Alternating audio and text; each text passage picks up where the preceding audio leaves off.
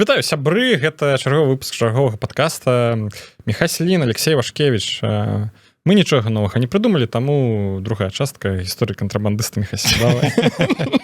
Ну просто насамрэч я калі пераслухаваў тую частку, якую мы записывалі папярэднюю, я заўважыў, што я шмат разоў казаў, што типа вось я пра гэта распавяду пазней, а ў выніку гэта скончылася тым, што я забыў шмат чаго не дараспавядаў. Да. У каментарах гэтага не заўважылі, але Міхась заўважыў, калі пераслухоўваў, таму сябры, слухайце. Так. Слухайце. Па-першае, трэба для тых, хто не глядзеў той выпуск, трэба пераглядзець, тому што я не буду пераказваць. Кароткі змест апошняга выпуска. Сапраўды трэба паглядзець, таму што там занадта шмат дэталяў. Ну так, дзякуй вялікі, дарэчы, вы добра паглядзелі гэты выпуск, у адрозненне ад тых, што былі не тыя. Мы перайменоўваем наш падкаст у чарговы кантрабандысцкі падкаст. Гісторыя запіски кантрабандыста. Вось. Але тэзісна можна прабегчыся, пра што я там распавядаў. Міхась кантрабандыст, ён вінен польскай дзяржаве шмат грошай. Я нічым такім не займаўся. Гэтым займаліся мои сябры, я просто як жыхар Брэста ведаю ўсе нюансы. Ну так. Ну, ці так. Але я гэтым займаўся ў 12, 13, 16 годах. Але так, вельмі ўскосна. Ну, я спадзяюся, ўсё ж такі у цябе не так шмат гісторый не на гадзіну, і мы зможам яшчэ што-небудзь абмеркаваць. Але паглядзім, як пойдзе. Не, насамрэч, не так ужо і шмат. Ну, дзякуй Богу. Тэзісна, што ёсць такі горад Брэст, які стал там жыве. І ў якім годзе ён быў заснаваны. Прывыслі. Чарговы падкаст. Ну, пра што я там казаў, што кантрабанда гэта... Не, наркотыкаў не было, і гэтым ніхто не займаўся ніколі.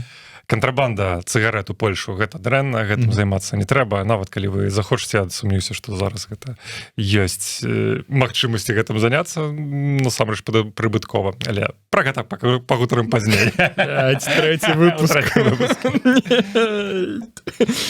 Ладно, пра што хацеў распавесці, забыў. Насамрэч ёсць такая цікавая тэма, пра якую я забыў, пра тое, што у кантрабандысты ввогуле гэты народ, ён быў заўсёды вельмі такія забабонны. Былі вельмі шмат забабонаў, прычым гэтыя забабоны, яны не столькі будаваліся на нейкай, ведаеш, там рэлігійнасці і містыцызме, як звычайна будуюцца забабоны. Яны ўжо мелі такі больш нейкі практычны характар. А што, напрыклад? Ну, вось, напрыклад, адзін з такіх забабонаў, і агулам гэта нават не столькі забабон, колькі ввогуле такое негалоснае правіла, што нельга было ездзіць па выходных. Субота і нядзеля. Ну, шабат разумею, нядзеля чаму? Слухай, насамрэч, у гэтым плане нядзеля больш зразумелая, таму што ў нядзелю не працуюць крамы. І як бы лагічна, што табе як бы... Ну, ты не будешь... На закупы поехали. Ну, у жабкі ехаць набываць пральны парашок. Ну, окей. У жабкі яго, хутчэй за ўсё, няма. Окей, make sense. Ну, то бок, і калі ты там едзеш у нядзелю на машыне ў Польшу, то, вядома, у польскага мытніка адразу лагічны ланцужок складаецца. Ну, халера, ты едзеш, калі крамы у нас не працуюць, ну, значит, везеш сигареты, значит, все трындзец. У суботу плюс-мінус тое ж самае, але як бы крамы працуюць, але яны хутчэй за ўсё працуюць скарочана, нейкія такія, ведаеш, там нават не крамы, нейкія там паслугі хутчэй за ўсё ў суботу таксама ці скарочана, ці не працуюць. Ну, там, напрыклад, нейкія там СТОшкі, у якіх там брэстаўчане там рамантавалі свае аўтамабілі, таму што часам гэта танней, чым в Брэсце, і ўсё астатняе. То бок таксама няма такого сэнсу. Але агулам чаму нельга? Таму што была такое негалоснае правіла і дамоўленасць з польскім бокам, што ездзіць нельга. І таму што, ну, як бы, мы разумеем, што мяжа яна, у яе няма як бы выходных глобальна, і польскім мытнікам таксама прыходзіцца працаваць ці там у суботу і ў нядзелю. Працаваць яны як бы не вельмі хочуць, але ім прыходзіцца, тому што дзяжурствы выпадаюць на суботу і нядзелі, але фізічна працаваць не вельмі хочацца. Ім не хочацца, ну, просто там сядзець, глядзець тэлевізор і там пляваць у паталок падчас сваёй змены. Ну, мы. Мы, так. І таму такое негалоснае правіла, што тыя адважныя, якія ўсё ж такі вырашаюць у суботу ці ў нядзелю нарушыць іх пакой, будуць дагледжаны на 100%. Будуць хіба што 100% загнаныя на бокс, ось, на яму, і будуць дагледжаны 100%. Таму такое, як бы, усе паважаныя сябе кантрабандысты, яны ніколі па суботах і нядзелях не ездзілі. субота, нядзеля гэта толькі нейкі там реально нейкія турысты, нейкія залётныя челы, які там першы раз едуць, не ведаюць всіх гэтых нюансаў. Ну і пазней гэтым расплачваюцца. І вось у меня была гісторыя, калі мне прыйшлося ў суботу зганяць ось на свой страх і рызык. Я разумеў, што як бы гэта была акурат такія ўжо так, трэцяя стадыя майго кантрабандыстыцкага жыцця, то бок гэта быў 2016 год, калі там 2 ці 3 месяцы займаўся гэтым фултаймом, карацей. І я паехаў, таму што гэта быў лістапад, і ў Беларусі, я не памятаю, здаецца, заўсёды вось на зімнюю гуму у аўтамабілях пераходзілі, здаецца, недзе 15 лістапада. І мне, карацей, я ехаў з мэтай набыць сабе новыя апоны, новыя гуму, новыя шыны. І так штосьці там атрымлівалася, я вырашыў, в прынцыпе, можна зганяць і ў суботу. Я ведаў там адзін гэты шынамантаж, які працаваў па суботах. Я так падумаў, паеду спецыяльна менавіта з гэтай мэтай. Цыгареты, ведаю, што мне хутчэй за ўсё загоняць на бок, цыгареты не буду там ввогуле ніколькі не класці, то літаральна не было цыгарет, было 0. Але ніякага але, было сапраўды 0. Я паехаў, і была фішка да гэта ў тым, што моя папярэдняя паездка ў Польшу скончылася штрафам для мяне. То бок я ехаў першы раз пасля штрафу. То бок у меня такая логіка, я ўжо ў мінулым выпуску казаў, што там ёсць свая сістэма, свая там сістэма забабонна, дарэчы. Гэта таксама забабоны, але я на мінулым выпуску распавядаў, што ёсць такая фішка, як рэйтынг твайго аўтамабіля, што калі ты там трапляешься там на штраф, там твой рэйтынг нібыта недзе паніжаецца, ёсць верагоднасць, што наступныя разы цябе будуць яшчэ больш даглядаць. Карацей, вось, а калі ты заязджаеш на бокс і выязджаеш адтуль чыстым, гэта наадварот твой рэйтынг твайго аўтамабіля павышае. Я з гэтай мэтай паехаў, такі окей, вось зараз заеду на бокс все роўна там, паглядзяць, убачыць, што ў мяне нічога няма, там неяк жартуюся, все супер, паеду, набуду свае шыны, як і патрабавалася гэта. Але я вось не ўлічу я толькі адзін нюанс, што часам сярод польскіх мытнікаў бываюць такія, вельмі такія маразотныя персанажы, сапраўды, якія, не то, што там неяк так робяць сваю справу, якую сваю справу робяць вельмі, і вельмі неяк так вось павольна? Не павольна, а вельмі, перабольшваюць. І мне вось акурат патрапіўся вось такі нейкі мытнік. Меня загналі там на бокс, і он адразу такім з максімальным негатывам, таму што я там, па-першае, субота, як бы там, вядома, што он нейкі злы. Я адразу такі кажу, што у машыне нічога няма, адразу тлумачу, вось у меня был штраф там недавно, у машыне нічога няма, вось я еду там замяніць себе шыны, всялякае такое. І вось моя памылка была галоўная, акрамя того, што я агулам займаўся кантрабандай і паехаў у суботу. Тое, што я зусім нічога не паклаў у машыну, то бок трэба было хаця бы для нейкага, каб падцягнуць увагу, пакласці хаця бы норму, 2 пачкі. Я ўвогуле нават 2 пачкі не паклаў. Таму ён не мог паверыць, што я нічога не вязу. Просто. Ён мне нейкі такі загон злавіў, што, у цябе павінна штосьці быць. Я знойду 100%. Там, не можа такога быць, што у цябе нічога няма. І ён такой пачынае там рыскаць. Ён, карацей, мне не верыць, там рыш... і такі мне перыядычна, кажы колькі. Я ведаю, што ёсць, кажы колькі. Я кажу, няма ніколі, адчапіся ад мяне. Я там растлумачу ўсё, чаму еду, растлумачу там сітуацыю, але ён не вядзецца, не верыць. І ён такі ў пэўны момант кажа мне, кажы, альбо, разберу тебе ўвесь аўтамабіль, такое. А есть такое правило, гэта такое прапісанае правило, прынамсі раней у тыя часы было, што калі польскі мытнік разбірае табе аўтамабіль, забірае новы. Гэтым разам бэнд. Амаль што. Калі ён тебе разбірае аўтамабіль, і ў выніку нічога там не знаходзяць, фактычна правапарушэння няма з твайго боку. Ён абавязаны гэты аўтамабіль сабраць. То бок як бы там, чтобы аўтамабіль выглядаў у тым выглядзе, у якім ён быў да таго, як ён пачаў яго разбіраць. Таму у іх там свае заклёпкі ёсць там на гэтыя выпадкі, таму што часам там штосьці адлетае, калі там нейкія балты адламваюцца. Там сапраўды як там свой аўтасервіс. І ён мне такі кажа, я там тебе, ну, типа, разберу весь аўтамабіль, там, типа, разламаю весь аўтамабіль. Ну, я такі ему кажу, ну, блин, ну, як разберэш, так і збярэш. Ну, типа, і ён такі, чаму? Так, я кажу, таму што няма ў машыне нічога, што ты там дакалупаўся? І ён яшчэ больш за гэтага заводзіцца, ён злы капец, там, немагчыма. І ён там уже дакалупаўся да нейкай маёй шыны адной задняй, там, штосьці грукае такі, типа, што там? Я кажу, блин, што, блин, паветра там, Вольная Беларусь. Он такі, не, там, штосьці яно не так гучыць, як мусіць быць, там, все, там, зараз буду тебе там колесо разбирать, там, я кажу, ну, здыме, будзе здымаць шыну, глядзець і засуну я туды цыгареты, што быў упэўнены, што там цыгареты. Я кажу, ну, я паўтараю, як будеш разбираць, так і будеш збіраць, там нічога няма. Я яшчэ яго неяк так...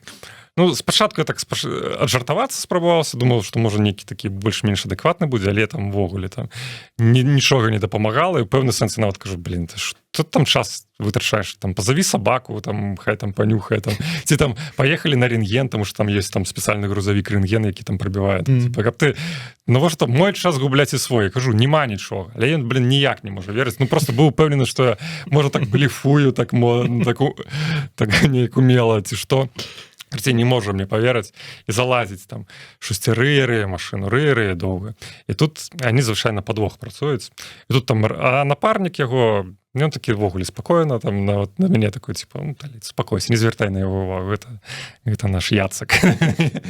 І тут гэты Яцак кліча свайго напарніка, там, типа, што, Томак, хоч тутай, однолязваем. Я такі думаю, блин, што ты там одноляз? Ну, типа, камон, ну, я ведаю, што в машыне нічога няма, блин, што ты там можаш знайсці, тым больш там недзе у салоне, дзе там амаль ніколі нічога не хаваў, там, ну, типа, там нават не можа быць такого, што там, напрыклад, штосьці завалялася, штосьці старое. Я, короче, мы там удвох падыходзім, я таксама ўжо ў вахеры, такі думаю, што там можа быць. І тут ён трымае нешта ў руках, і у яго вочы гараць, нібыта, блин, што все, я знайшоў, гэта джекпот, гэта бінга, просто перад гісторыяй. У майго... У майго... Я караценька. У майго аўтамабіля быў адзін нюанс, яго быў люк, як бы, ну, звычайны такі люк, але быў нюанс тым, што люк гэты вельмі часта ламаўся. Я ім у пэўны момант, калі ён чарговы раз зламаўся, я вырашыў для сябе, што я не буду карыстацца, я яго там максімальна закруціў, нават заклеіў, каб ён там не працікаў нічога такога, але нейкі маленечкі люфт застаўся ў маім люку.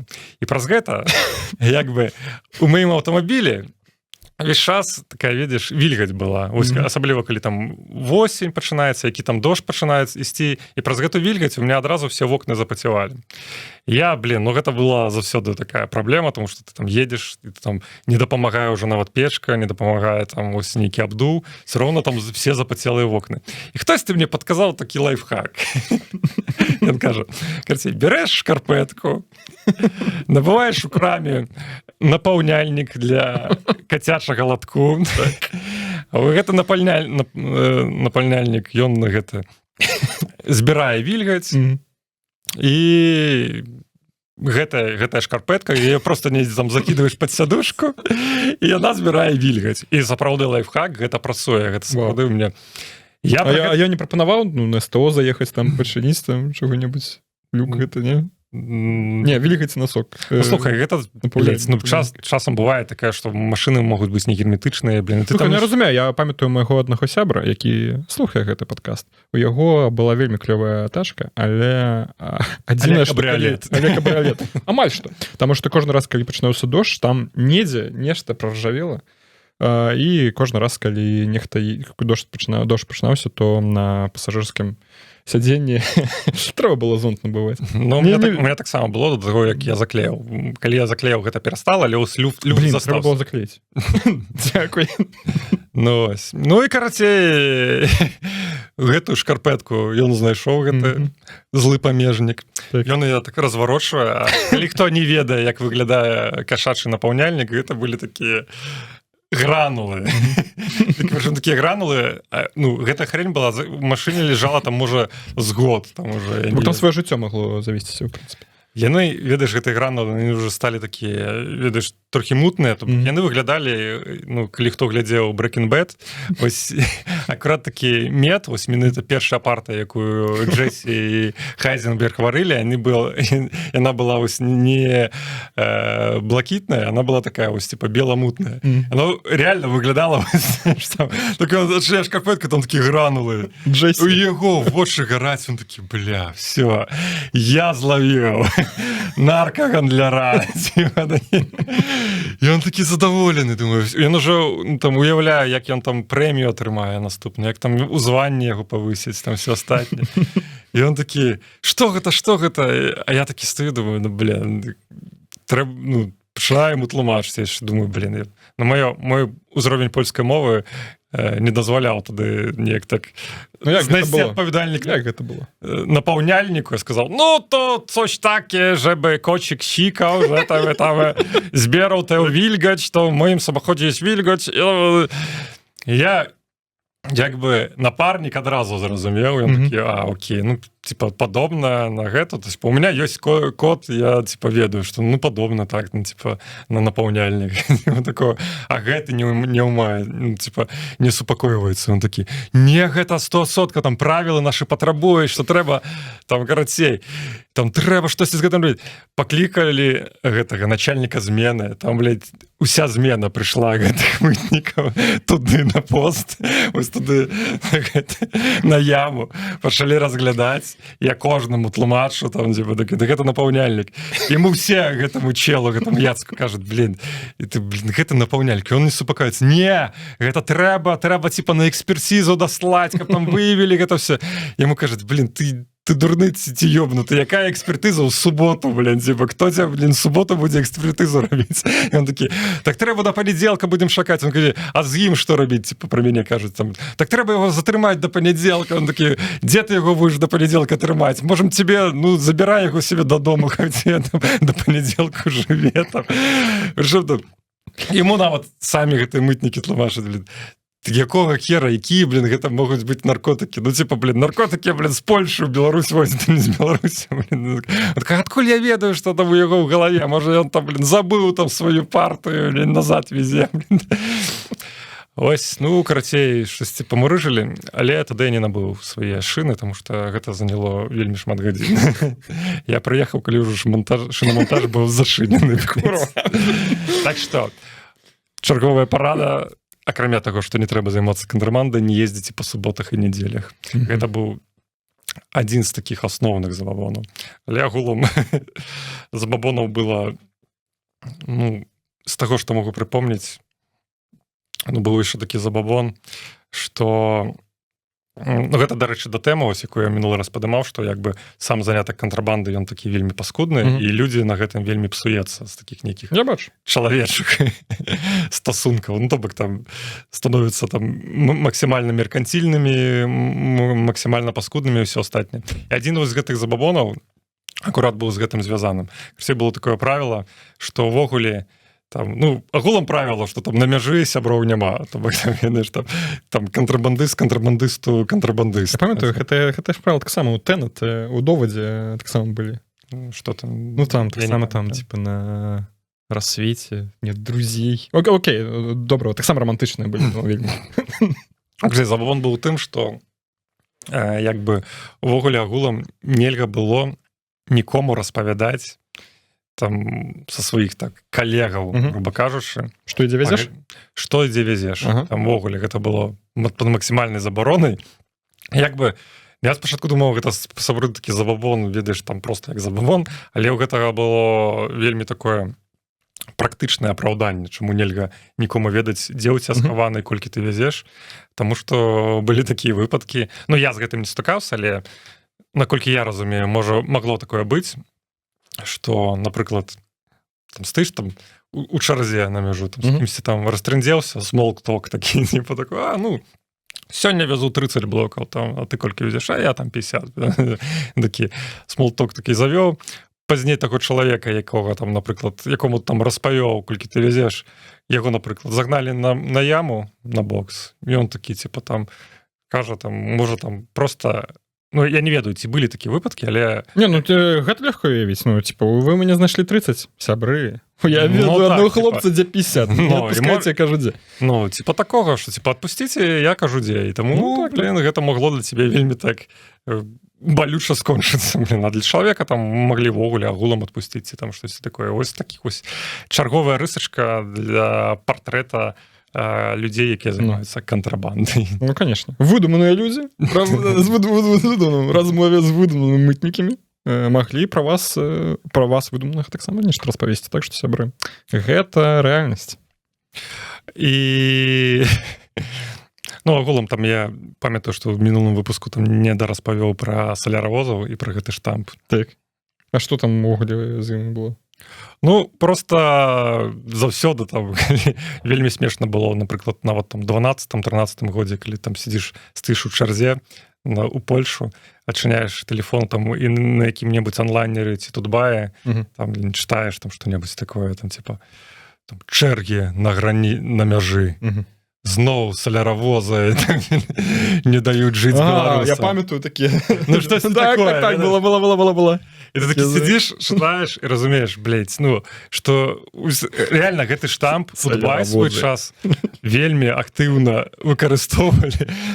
По факту соляровозаў не было на той час. Ну, типа, соляровозы зніклі як клас. 40 лет как под наркозом. Ну, типа, у 2011 зніклі ў 2011 годзе. Ну, я там минулым выпуску распадаў, што ў 2011 годзе забаранілі выязджаць на машынах, які там на бензіне ці дызелі. Дызель, калі хто не ведаў, гэта і ёсць соляра. То бок, ну, як бы, фактычна, ну, все людзі пераселі на газ, каб мець магчымасць ездзіць штодня. Раз на 8 дзён ты там, па-першае, мала што зможаш там павазіць, ну, па-другое, адразу гэта абрынуўся рынок абрынуўся, ну, тому што там акцыі, стонкс паўнейш. Ну, мала хто вазіў гэта, па-першае, па-другое, у 10-е гады ўжо, наколькі я памятаю, соляра, калі ўжо пра соляру казаць, ужо даёбвацца да слова, яна ў Польшы каштавала там трошкі даражэй, чым у Беларусі. Там ввогуле нават сэнсу ніякага не было, яго вазіць, нават калі была бы. Можа, спартыўны інтарэс. Ведаеш, я правязу 50 літраў соляра, а я 100. Ну, я кроў сабе пералью замест соляры і правязу ў сабе. Ну, адзінае, хто там, магчыма, мог там вазіць соляру, але гэта, вядома, там не нейкі поток. Нехта. Па-першае, на фурах, па-другое, ну, можа, там, ведаеш, умоўна нейкі там трактарыст, які там працуе там недзе там у вёсцы, не ведаю, там, ці там каля нейкай там маларыты, напрыклад, там, ён там злівае гэту соляру, блин, там, працоўную сваю, і просто там на сваім у вольны час везе яе ў Польшу, блин, і прадае. Але гэта ўжо не справа там, ведаеш, зарабіць на розніцы коштаў. Это ўжо сапраўды просто справа про то, што там чалавек штосьці спіздзіў і едзе гэта прадаваць. Там, ну, як бы, тоже зусім. Але гэта, вядома, гэта ўжо такія нейкія адзінкавыя выпадкі. І, там, ну, наўрад ці гэта там можна там гэта абмяркоўваць як нейкі такі ось гэтыя соляровозы жыццё беларусам не перашкаджалі.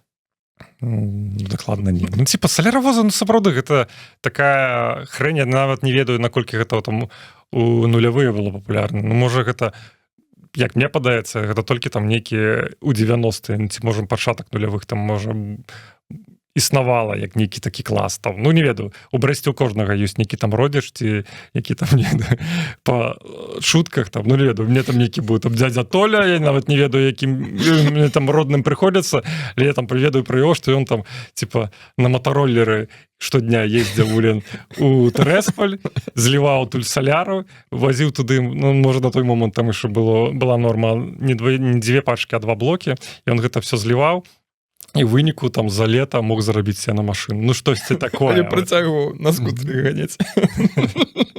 Ён просто набыў себе некалькі скутараў. А, як у Фрозе. Ты глядзеў, не глядзеў, там герой Крыса Хемсворта, ён такой конніцай з некалькіх матацыклаў кіраваў. Клёва. Вось. Што яшчэ распавядзеш пра кантрабандыстаў? Ці нічога больш? Ну, могу фінальна толькі распавесці. Давай, фінальна на сёння, сябры, на гэты выпуск. Ну, трэба разумець, што палякі, якія прыймалі гэтыя цыгарэты, Так. Яны самі іх не палілі. Ну, зразумела. І наўрад ці яны просто перапрадавалі. Ну, я не разумею, я не ведаю, хто ўвогуле іх мог паліць. Ну, але... Окей. Ну, наўрад ці они там прадавалі іх іншым палякам. Ну, не, вядома, прадавалі. Не, ну, хутчэй за ўсё ж ёсць палякі, якія там... Ну, якія гатовыя гэта паліць, вядома. Але трэба разумець, што часам самі палякі гэты цыгарэты пазней далей везуць. Не ў Польшу. То бок робіць там... Ну, карацей, да мяне там даходзілі нават... Беларусь везуць. Беларусам прадаюць. Паліце. Астру, ласачка, сябры. Ну, заўсёды там не ёсць нейкая гісторыя пра нейкага беларуса, які прылецеў у Великабрытанію, лазіў па Лондону, папрасіў у кагосьці запаліць, яму там пачку чырвонага фэста дастаюць. Карацей, была гісторыя пра тое, як мы сябар, але гэта не я, реально. Ну, конечно. Як ён аднойчы цыгарэты завазіў у Швейцарыю. І самы прикол гэтай гісторыі... Ён кніг не піша? Можа, і піша. Ты пра Філіпенку? Не. Ну. Карацей, самы прикол гэтай гісторыі, як ён туды завазіў цыгарэты. Ён, карацей, ехаў не праз Тэрасполь. У яго быў такі даволі цікавы маршрут. Карацей, што трэба зрабіць для таго, каб перавезці цыгарэты у Швейцарыю? Трэба ўзяць вялікі чамадан дарожны, закінуць туды блокаў 100 цыгарэт, то бок 100 блокаў, гэта колькі у нас 1000 пачкаў, і едзеш у Швейцарыю. Карацей, самы прикол гэта маршрут. Мне калі распавялі першы раз гэта, я не паверыў, што такое рэальна, але аказалася, што гэта працуе. Карацей, бераш гэтым чамаданам, сядаеш на цягнік, але не цягнік Брэст-Тэрасполь, а цягнік Брэст-Масква. Едзеш да аэрапорта маскоўскага, здаеш, бераш квіток себе на самалёт да Швейцарыі, здаеш гэты чамадан, у якім 100 блокаў цыгарэт, на рэгістрацыі, і ляціш. Карацей, фішка ў тым, што расійская мытня ніяк гэта не правярае. То бок, цыгарэты не лічацца нечым забароненым. То бок ты з імі аказваецца, што ты можаш з імі трапіць на самалёт. Чакай, а чаму тады кантрабандысты? А менская мытня? Какая менская? Якая, Менск-2 сидзіць у Белавіі? Можна было... Былі калісьці часы, калі самалёты лёталі, ведаеш, у Варшаву, таксама, з Мінску. Таму што мінская мытня — гэта розніца ўжо мытняў. Таму што расійскім памежнікам як бы похер на цябе з тваім беларускім пашпартам, што ты везеш. Правілы не забараняюць. Не забаронена, значыць дазволена. Беларускія мытнікі, відаць, могуць неяк даебацца, раз гэтая схема была. Просто з вреднасці могуць там себе не пусціць, знайсці там да чаго даебацца іншага і просто не пусціць. Там я мінулым выпуску распавядаў, што там як бы на мытню агулам там все пагранслужбы спецыяльна бяруць такіх максімальна мразотных людзей з беларускага боку, якія усіх людзей, якія там неяк зарабляюць на памежы, ненавідзяць як клас. І гэта тая ж самая гісторыя. Беларус, які там везе 100 блокаў цыгарэт у Швейцарыю, ён на гэтым грошы заробіць. Гэта, я лепш там прыдумаю што-небудзь іншае, але, з вреднасці зараблю так, каб я не паліцаў. Гэта быў нейкі, гэта быў адразовая акцыя, ці ён... Гэта адпрацаваная схема была, не ведаеш? Гэта была... Там быў свой нюанс, гэта была адпрацаваная схема. Карацей, што адбываецца ў Расіі? Ты там просто сядаеш на самалёт, рускія мытнікі расійскія да цябе не даёбваюцца, тому што гэта, па факту не забаронена. Фактычна, я думаю, агулам, як бы цыгарэты не забаронена вазіць у самалётах, там, і неяк колькасць не абмежаваная. Прынамсі, гэта тады было. Гэта быў 12 ці 13 год, 13, здаецца. Таму што, ты можаш цыгарэты набыць і ў дьюти-фры ў аэрапорце, як бы там, ці ж не важна, колькі там набываеш, ты можаш таксама ты ж 100 блокаў набыць дьюти-фры, як бы, і завесці, як бы. Ось. А яны, карцей, набывалі, яны, карцей, там, як бы здавалі ў багаж, нават калі гэта правяралася, нават калі, там, я не памятаю, вы выклікалі іх на нейкую размову ці не, гэтыя мытнікі, але факт тым, што ў самалёт яна трапляла. Калі ты сядаеш у Швейцарыі, ён кажа, ты просто праходзіш гэты пашпартны кантроль, ідзе просто на ленце той чемодан прыязджае, як і звычайна, ну, типа, і ты просто за гэтым чемоданам ідзеш, все, ты ў Швейцарыі, у тебя чемодан на 100 блокаў цыгарэты, ты пазней яго прадаеш. Ну, мне калі гэта распавялі першы раз, я, вядома, не паверыў, але у меня сябар вось па гэтай схеме один раз летаў, зарабіў, ну, то бок... Толькі на гэтым можна было зарабіць. Ну, то бок мы ўлічваем кошт да Масквы, ну, набыць гэтыя самыя цыгарэты ў Беларусі, набыць квіток да Масквы, там сесть на самалёт, цыгарэт набыць, там паехаць у Швейцарыю, там камусьці гэта ўсё прадаць і потым вярнуцца яшчэ ў Беларусь. Наколькі на гэтым можна наварыцца? Ну, гучыць прикольна, але колькі гэтыя цыгарэты павінны каштаваць? Не, разумею, што ты хутчэй за ўсё нешта яшчэ набываеш там, і ў Беларусі яшчэ гэта прадаеш. Что продаешь? Ну, что-небудзь, что ты набыл. Ну, не в Швейцарии, но хочется в Швейцарии, ты что робишь далее? Что, блин, магнитик на холодильник, что там, блин, набываешься в Швейцарии? Ну, я не ведаю, что... Шоколадки, блин. Шоколадки. Вертаешься, ну, продаешь белорусам. Сыры, как в дирках, там что стиховать, блин. Слухай, гэта ідеальная схема. Можна было сырого понабываць і потым ехаць на мяжу, там цыгареты позапіхваць у гэта дыркі. Огонь. Ну, слухай, мы... Колькі ён зарабіў? Халера ведае, але, ну, я думаю, там, типа, ну, некалькі тысяч еўра. Ну, типа, мінімум 2 можна на гэтым зарабіць. Чаму? Чаму тады ўсе гэтым не займаліся? Таму што ніхто не ведаў пра гэта. Можа, таму што гэтага не існавала? Слухай, ну мой сябар з'ездзіў, так? Гэта інфасотка, блин. Ну, типа, гэта не нешта там прыдумана. Ладно, я скажу больш за тое, па гэтай схеме мусіў ехаць я, але там нешта адбылося, я не паехаў. Але не буду казаць, што, ну, карацей, так. Чалавек, які гэту схему муціў, як бы ўсё гэтым управляў, гэта быў там адзін рускі з, здаецца, казахстанскім пашпартам, які жыў на той момант у Нямецчыне, які там, в прынцыпе, ну там такі мутны цып, які усялякі такі, вось, ведаеш, темы муціў. І як бы гэта скончылася тым, што вось мой сябар адзін раз ганяў, гэта все пракаціла, ён пагнаў туды другі раз па гэтай схеме, і там ужо адбылася нейкая сітуацыя такого кшталту, што, типа, гэты чел, якім гэтым всем займаўся, паехаў нібыта гэты цыгареты здаваць, і нібыта па дарозе яго паліцэйскія спынілі. І нібыта ўсё гэта канфіскавалі, выдалі яму штраф. Гэта ж цыгарэта, чаму нельга цыгареты правозіць? Просто цыгареты. Акцыза ў цябе няма. Ну, типа шмат, ну так. Ты мог такую ж колькасць набыць у дюті. Акцызу няма. Акцызу няма, ты што, блин, ты адразу... І нібыта гэты чел нават паказваў пазней нейкі там мандаты, нават паперы паказваў там, ну, вядома, на фотошопе. Ну, слухай, як бы такая сітуацыя, што з аднаго боку... Блин, чалавек займаўся кантрабандай. І яго развялі на грошы. Ну, слухай, як бы... Я схіляюся да версіі, што яго як бы развялі, тому што, ну, все такія прыкметы, ведаеш, адзін раз звазіць, паказаць, што гэта працуе, потым гэта... Ну, як бы ў выніку ён, конечно, там першы раз зарабіў, і ну, то, што там другі раз згубіў грошы, но ён там згубіў там выключна набыты колькасць цыгарэт і квіткі, там, як бы, все роўна ён бы з 2 паездак глобальна ён плюсе застаўся, але все роўна непрыемна, так.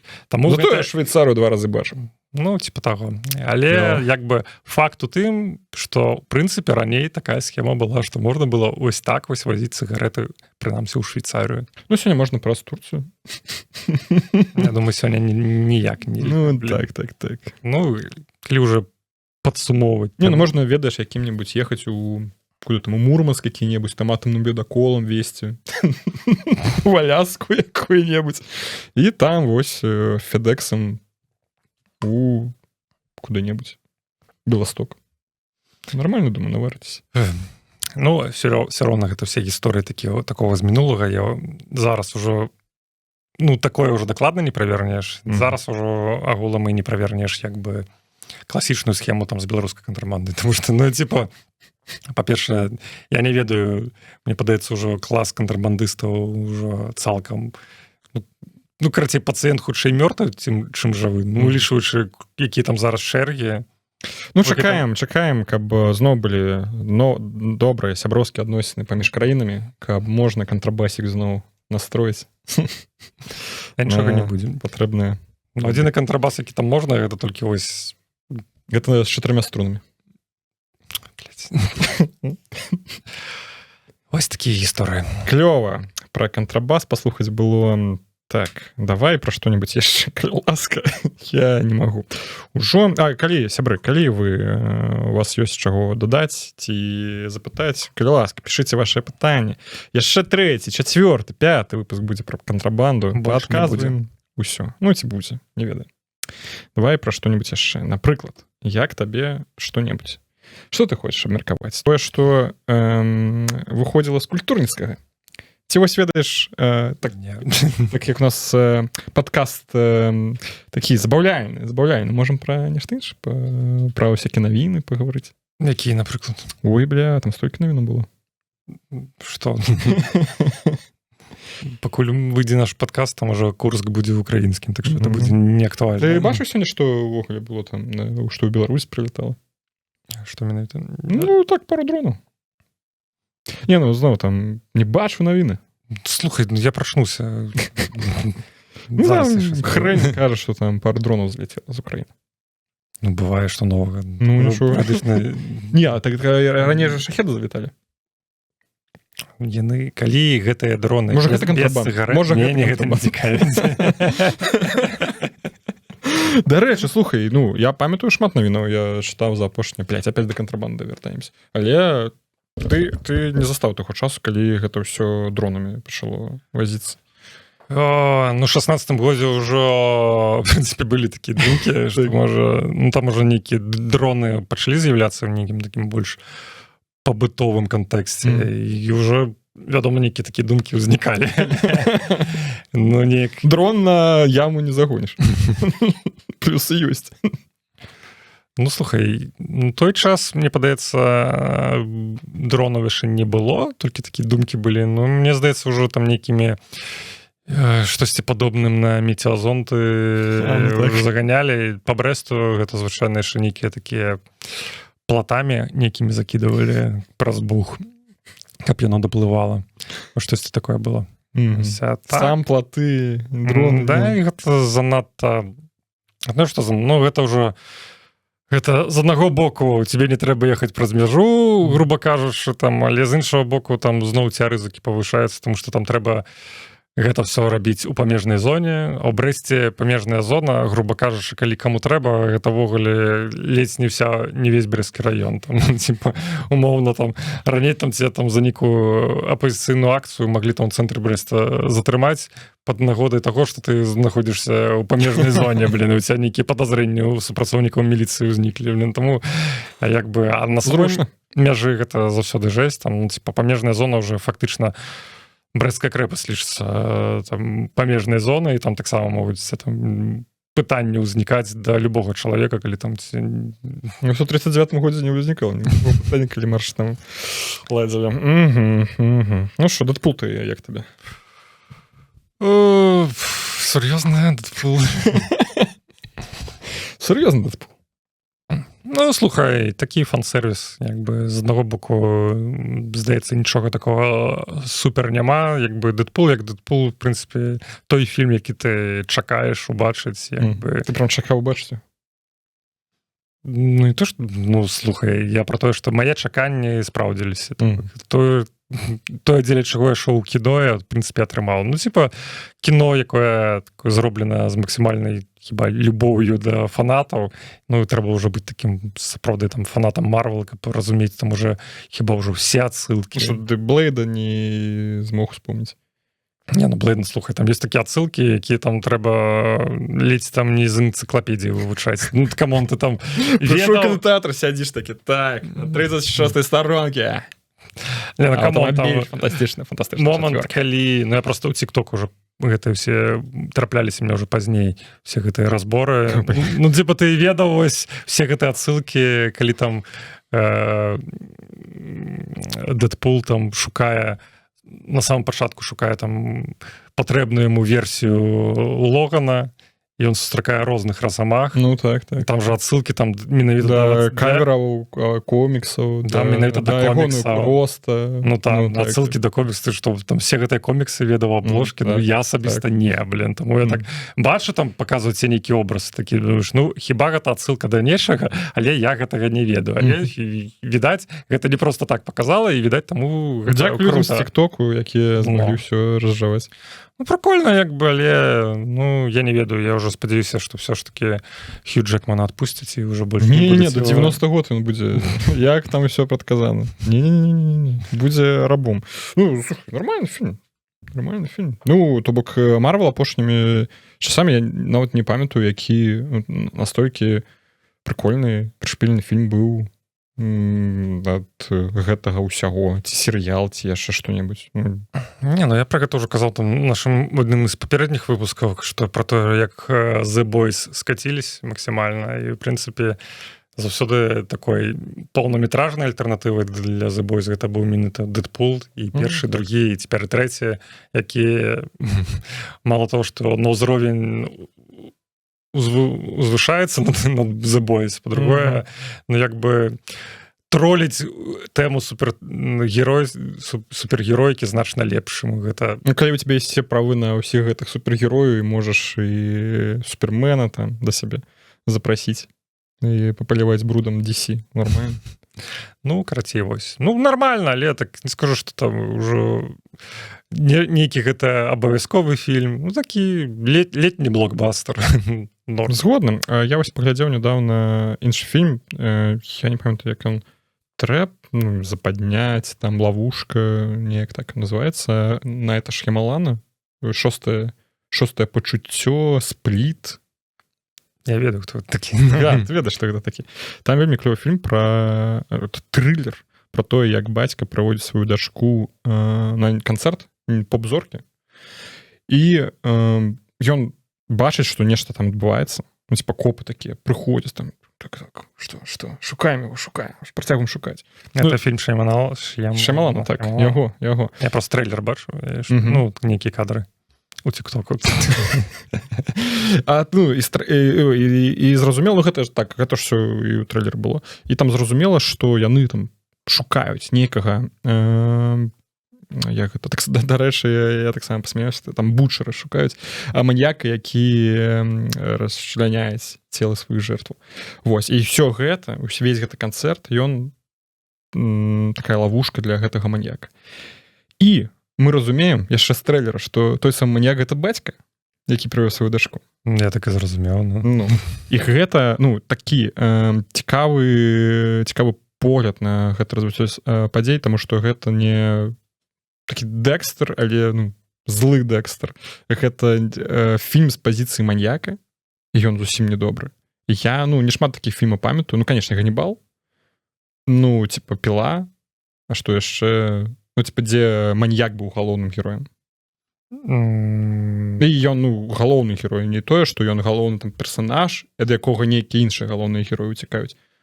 Да, мне здаецца, хапае такіх. Ну, хапае, не хапае, але вось, ну, я глядзеў. З Элайджа Вудам, здаецца, так і называецца «Маньяк». Ну, можа быць. Там 14-15 года такі. Ну, можа быць. Які ў свой час быў такі трошкі новатарскім, яшчэ да выхада хардкора. Гэтага. Ад першай асобы. Ну, там не цалкам ён ад першай, але там вельмі шмат планаў ад першай асобы зроблена. Там ён такі у тэхнічным плане вельмі цікавы фільм. Фактычна паказвае жыццё маньяка ад першай асобы. Цікава, трэба паглядзець. А ну, я ў кінотэатрах я даўно такога не глядзеў, і вельмі клёвы фільм, акцёр вельмі клёвы. Джош Хартнет, здаецца, ён, я не памятаю, дзе ён яшчэ выконвае нейкія ролі. 40 дней, 40 ночей. Маім юнацтве гэта был галоўны фільм з ім. Ну, яшчэ адна ноч, яшчэ адзін дзень з Джошем Хартнетом, карацей, 41.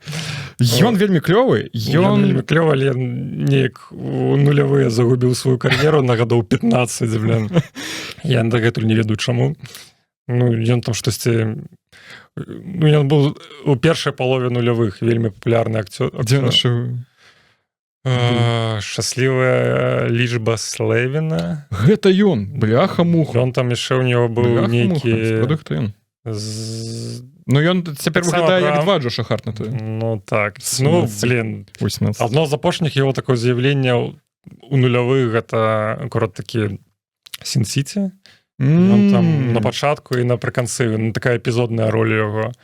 І пасля гэтага яго кар'ера ну ўжо неяк пайшла там. Яшчэ быў нейкі такі у нулявыя там штосьці там пра назва архідэя, там нейкі такі там назве нейкая там чорная архідэя. Нешта я памятаю, ну я разумею, нейкі нюарны фільм з яго ўдзелам і пасля гэта яго кар'ера вельмі. Он такі быў акторам больш такім нейкіх ромкомаў, бок 40 дней 40 ночей, ось те ж самае.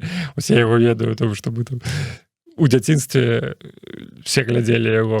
Ну такі, ну гэта такі быў штосьці кшталту амерыканскага пірага. Окей. Толькі за яго ўдзелам. Окей, вось я не глядзеў, а цяпер паглядзеў гэты фільм і бляха-муха, як ён там добра гуляе. І мы, зноў ж, мы ведаем, што ён маньяк, мы ведаем, і гэта ўсё. І ён ну, такія дыялогі, ну, так гэта знята круто. От ён размаўляе з нейкім прадаўцом мерча, і ён такі, а што адбываецца? Вы маньяка ловіце? Ну, спадзяюся, у вас гэта ўсё атрымаецца. Ну што, яшчэ не злавілі? Менавіта ён вельмі добра хаваецца. І гэта вельмі круто знята. Я глядзеў, ну, кайфаваў, і гэта такі, ведаеш, трылер, дзе сапраўды, ну, нейкія жудасныя рэчы адбываюцца, але ён дзержыць табе ў напругі, і зал таксама все сидзелі ў напругі, і там нейкія жартачкі, якія б... Это адчувалася ў паветры, што ўсе ў напрузе былі. Ну, можа, адчувалася, я не ведаю, я не пранюхаюся там асоба. І, карацей, гэта, ну, такія часы, калі гэта жарт, ну, просто ў нармальным стане, ты, ну, такі, ну, максимум там усміхнешся.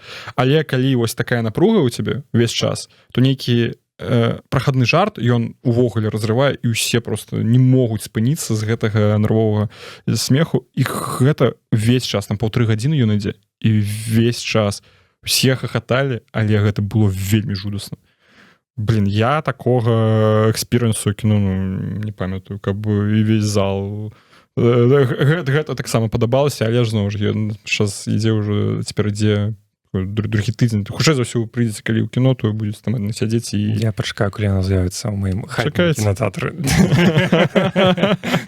Чакаеце. Да, насамрэч, жанр не такі ўжо, як бы, эксклюзіўны, там дахапае такіх фільмаў. Хто вы, містер Брукс з Кевіном Костнером? Якого года гэта Кевін Костнер? 2010. Здаецца, там... Магу памыляцца, можа, памяць падводзіць. Здаецца, там Райан Рэйнольдс таксама грае ролю. Фіг ведае. Альбо нейкі падобны на яго. Да, блин, хапае такіх. Там быў нейкі... На пачатку нулявых пра Сандрай Балак быў такі фільм. Я не памятаю, як ён называецца, але там яшчэ граў зусім малады... Гэта, блин, як гэта мемны акцёр з Драйва. Райан Гослінг. Гослінг, конечно, зусім малады. Дзе акурат такі Райан Гослінг грае маньяка, а Сандра Балак ці, ну, карацей, следчую. Ось, так што жанр вельмі папулярны. Я не ведаю, што там, блин. А як же серыял «Метад» з Хабенскім? Не глядзя. Не, ну, я разумею, што пра маньяку дафіга, я фільмы ў серыялу, я разумею. Але вось менавіта вось такога пункту гледжання. Якога? Ну, типа... Блин, здаецца, все-таки так само дафіга. Да, ну, з Дэкстера мы узгадвалі, я узгадваю, і таксама Дэкстер вернецца да сваёй ролі, блин, Дэкстера. Паебаць плюс похуй, я не глядзеў і не збіраюся. Да, сябры, да. Маньяк, які шукае злачынцаў. Вау, які арыгінальны сюжэт. Ён збірае іх кроў. Калекцыянуе гэта ўсё. Цёмны папутчык. Ты не глядзеў Дэкстера? Трындзец просто. Ну, першы 3 сезоны норм, а далей не. Блин, у меня есть только такие идея сюжета, ну, уже «Вольна Беларуси», такого фильма про маньяка. які ў Беларусі здзяйсняе злачынства, Так. але ідзе па чорнай кнізе Беларусі. Ну, калі такі маньяк з'явіцца, мы разумеем, хто гэта. А там ён прыходзіць, там, не ведаю, вуліца Пушкіна, дом Калатушкіна, там жа іншыя людзі жывуць. Ён такі, не, сябры, у чорнай кнізе Беларусі напісана, што вы сержант Иванов. Вы мяне не падманіце. Так што, калі вы знаходзіце ў Беларусі, вы маньяк, не займайцеся кантрабандай. Ёсць больш цікавая ідэя для вас. Чаму нават будзе больш прыбытковая. Чым гэта можна прыбытак здабыць? Працоўнікі міліцыі заробкі атрымліваюць, часам пад матрасам іх трымаюць. Гэта не лайфхак. Напэўна. Думаю, на гэтай пазітыўнай ноце патэнцыйнай смерці беларускіх міліцыянтаў і не толькі. Суддзяў там, розныя людзі ёсць. Дзякую, гледачы, дзякуй слухачы, дзякуй, Міхась. Все, всім пакуль.